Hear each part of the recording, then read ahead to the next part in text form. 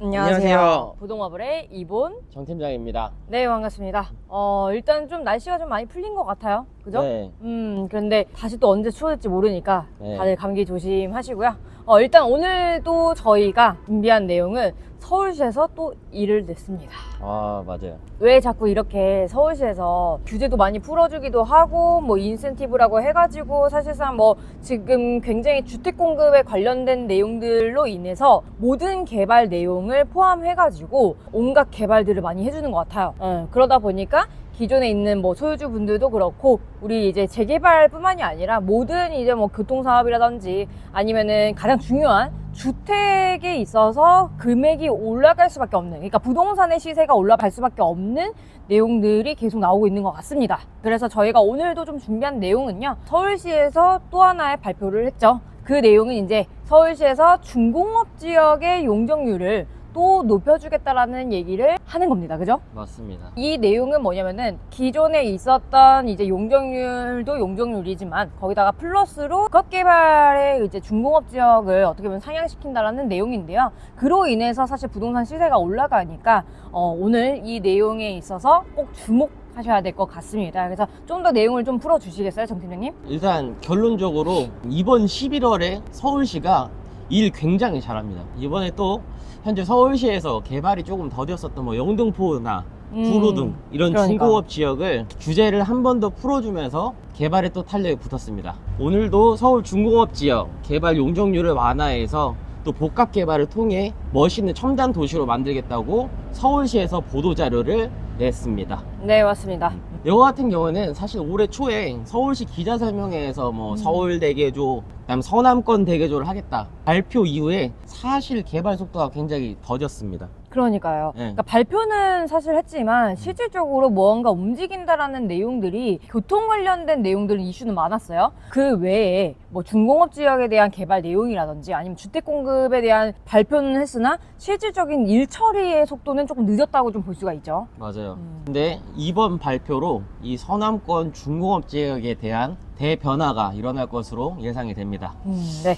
사실 그동안 이제 경직돼 있었던 제도와 네. 과도한 규제 때문에 개발이 더뎠던 거거든요. 그러니까요. 네. 근데 이 중공업 지역에 개발에 드디어 탄력이 붙을 전망으로 보이고, 기존의 이제 제조업 중심 공간에서 직, 주, 락이 어우러진 미래 첨단 산업 공간으로 변화시키는 것이 서울시의 가장 큰 목표입니다.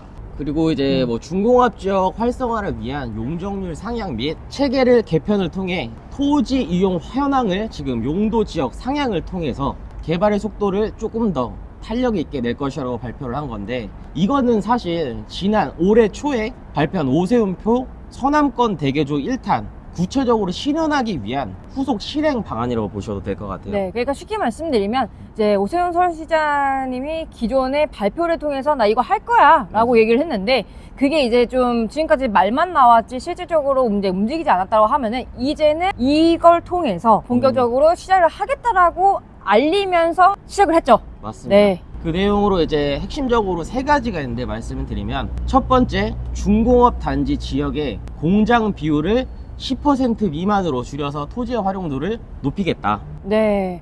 이렇게 되면은 사실상 공장 부지를 줄이면서 우리가 어떻게 보면은 그 땅을 가지고 좀 더 많은 거를 개발하는 내용들을 집어 넣어 준다는 거거든요. 그러면은 그러니까 공장 부지를 제외한 나머지 우리가 살면서 필요한 인프라를 좀 갖춰주겠다는 얘기입니다. 아, 맞습니다.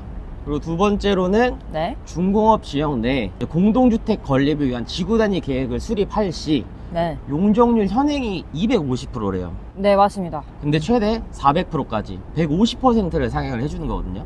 그리고 기존의 허용 용적률도 20%씩 더 높여서 사업성을 개선해 주겠다라고 또 발표를 했습니다. 네, 맞아요. 이렇게 된다고 하면은 사실 기존에 있는 사업성보다 사업성이 더 높게 올라갔었을 때 우리가 부동산 시세라는 거는 거기에 따라가는 거거든요. 그렇기 때문에 용적률을 제가 매번 이제 영상을 통해서 말씀을 드리겠지만, 이 용적률의 수치는 작은 게 아니라 굉장히 큰 내용입니다. 그래서 용적률이 올라가면서 사업성으로는 더 좋기 때문에 그렇게 되면 뭐예요? 결국엔 투자하는 금액 자체가 줄어든다라고 좀 보시면 될 것 같습니다. 네, 맞습니다. 자, 마지막으로 세 번째, 미래 산업 기반 기업 유치를 통해서 중공업 지역의 이제 분위기를 유지는 하되, 원칙적으로 유지는 하되 주민들이 생활하기 불편했던 공장들 비율을 최대한 줄여서 쾌적한 환경을 만들겠다라고까지 발표를 했습니다. 네, 이 얘기는 즉슨 이제 정리해서 말씀드리면, 그러니까 공장 부지에 있었던 우리가 뭐 소음공해라든지 아니면 거기서 나오는 뭐 폐수라든지 이런 등등등,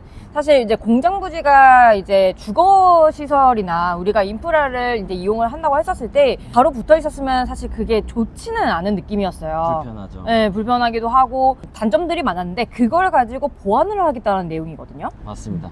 세 가지 특징들을 다 조합을 해보면 결론은 중공업 지역의 성장 잠재력을 다시 한번 이끌어 올리고 미래 첨단 산업 공간과 직주 근접형 쾌적한 주거지를 확보해 우리 시민들에게 공급을 하겠다. 네. 서남권 일대. 네, 맞습니다. 그럼 우리가 사실 이제 서남권이라고 하면은 우리가 기존에 영상에서 많이 보여드렸던 도림동이 빠질 수가 없죠. 다시 한번 영등포구. 올라갈 것 같아요. 네, 맞습니다. 영등포구. 그러니까 서남권 대개조를 발표를 함으로써 한 번 더 우리가 영등포구를 좀 집중해서 보시긴 하셨는데, 그 안에서도 여기서 지금 또 하나는 중공업 지역에 대한 내용과 그 다음에 이렇게 생활 인프라에 대해서 용적률 인센티브까지 좀 준다고 하니 이 서남권에서는 사실 저희가 알려드렸던 도림동이 빠질 수가 없을 것 같습니다. 도림동 장미마을 다들 이제는 좀 아실 거예요. 그죠? 맞습니다.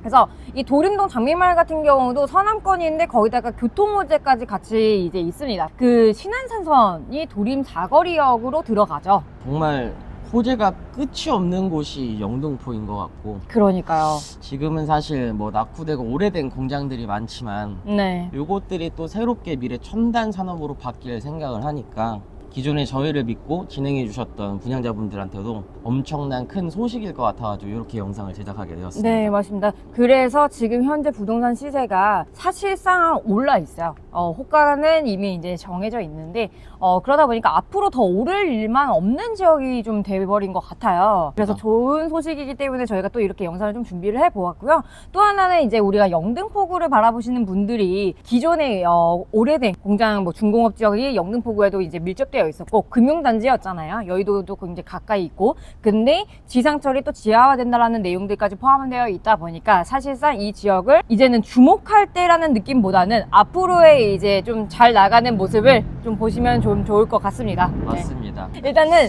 그래서 이제 저희가 항상 이렇게 영상을 찍었을 때 그 지역의 인프라라든지 서울시에서 개발하는 내용들이라든지 이런 이슈들을 통해서 부동산 시세들이 상승 요소가 있다라는 점, 그렇기 때문에 저희 영상을 앞으로도 구독과 좋아요, 알림 설정까지 잘 부탁드리도록 하고요. 서울시 뭐 보도 자료라든지 정부 정책 자료를 이용해서 계속해서 더 많은 소식을 들려드릴 수 있는 부동마물 채널이 되겠습니다.